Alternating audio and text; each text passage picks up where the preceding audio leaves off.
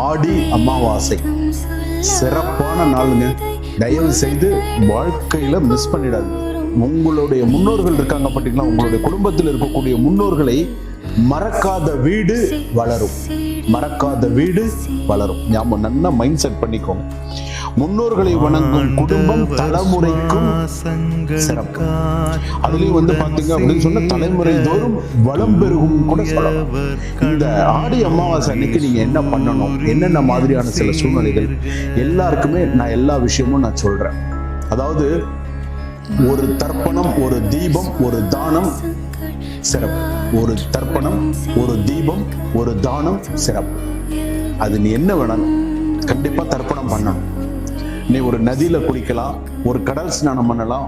கடல் இல்லாதவா வீட்டு ஸ்நானம் பண்றது, குளத்துல ஸ்நானம் பண்றது, இந்த மாதிரி ஸ்நானம் பண்ணிட்டு தர்ப்பணம், முன்னோர்களுக்கு தர்ப்பணம் கொடுத்து தீபம் ஏற்றி தானம் கொடுப்பது.